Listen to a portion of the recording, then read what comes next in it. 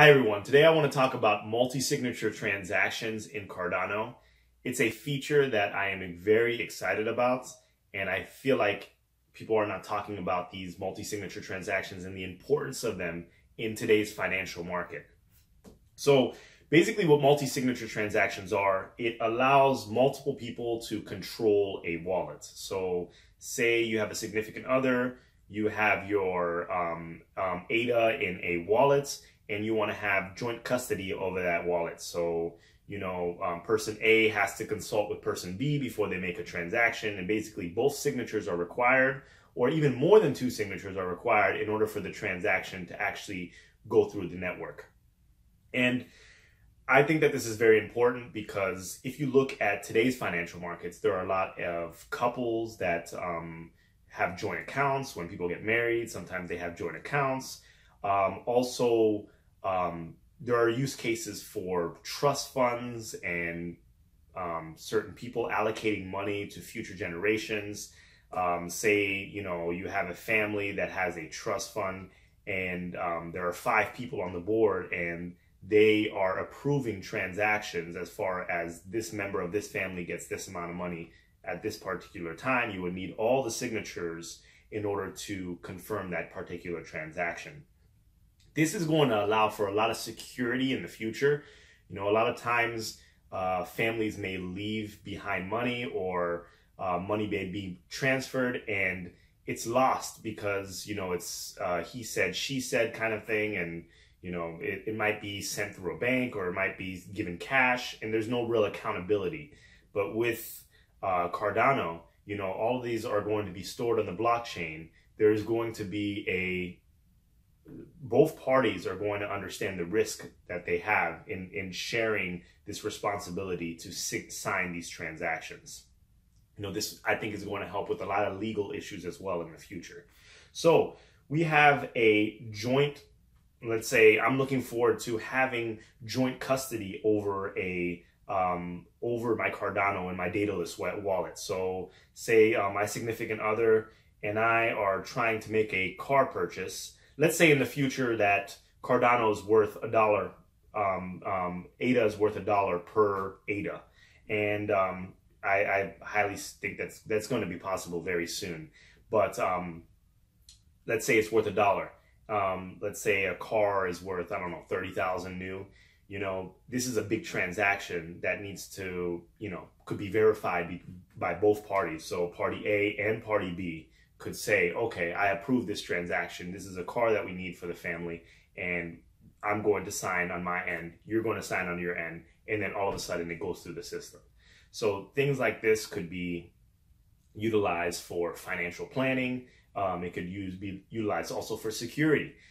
Say you get someone finds you have some ADA in your wallet and tries to hold you up for that ADA. What if you have a couple more people that need those signatures in order to process it through the system? They won't be able to take that ADA. So it's a form of secure banking without having a bank. So the way I also understand it is that there are certain transactions. In order for the transaction to go through the system, it has to go from basically one transaction key in order to another transaction key. So you're signing the transaction with your private key, and both parties sign that transaction with your private key, and it goes from your input transaction to another output transaction. So I'm not sure that throughout this whole transactional process, when the input becomes the output, for example, if one party signs the transaction, does it stay as an input, as an unspent transaction, or is it where does it stay? Where does it stay in that limbo? Or does it need both signatures in order for the process to go through? Or is it just kind of pending until both parties agree on this? So, this is going to be great because Charles Hoskinson envisions that, his success for Cardano will be for the users to live within the Cardano ecosystem. So, we're going to live within our dataless wallets, and we're going to be spending ADA like we spend dollars or euros or yuan. You know, we're going to be using that like that. So if we're going to really live within this ecosystem, we need these secure parameters in order to protect our funds. And we also need to financially plan just like we do with regular banking. You know, you're with your significant other, you're saying, you're setting a budget. I'm going to spend this. I'm going to put this amount of money in this account.